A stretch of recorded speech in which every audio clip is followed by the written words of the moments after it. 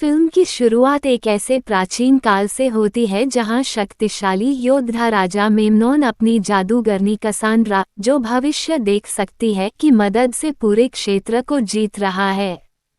मेमनोन की सेनाएं क्रूरता से कबीलों को खत्म करती हैं और लोग भयभीत हैं। अकाडियन योद्धा मथायस अपने भाई जेसुप और मित्र रामा के साथ 3 जीवित बचे अकाडियन भाड़े के सैनिकों में से हैं। स्वतंत्र कबीलों के राजा फेरोन, मथायस और उसके साथियों को मेमनोन की जादूगरनी कसांड्रा को मारने के लिए काम पर रखते हैं। उन्हें लगता है कि कसांड्रा के बिना मेमनोन की शक्ति कम हो जाएगी। मथायस और उसके साथी मेमनोन के शिविर में घुसपैठ करते हैं।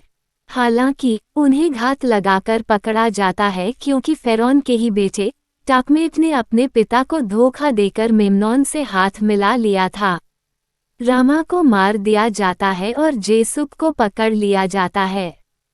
मथायस कसांड्रा को ढूंढता है लेकिन उसे मारता नहीं है। उसे भी पकड़ लिया जाता है। मथायस के सामने ही उसके भाई जेसुप को बेरहमी से मार दिया जाता है।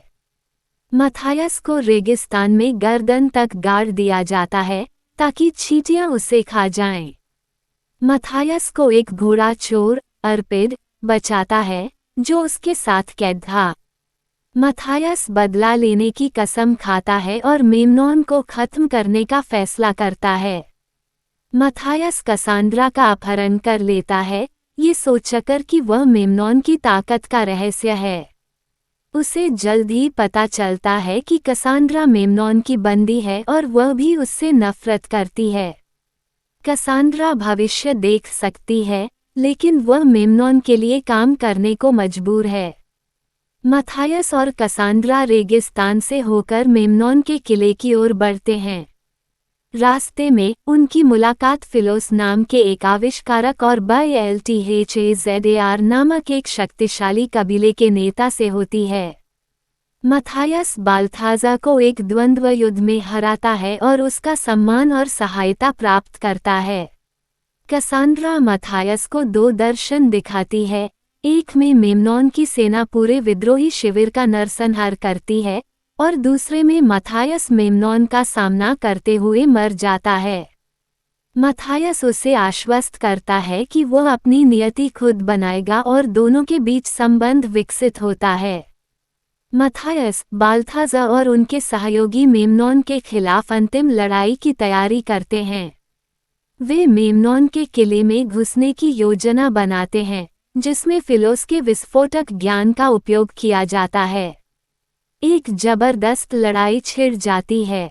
मथायस और उसके साथी मेमनोन की सेना के खिलाफ बहादुरी से लड़ते हैं।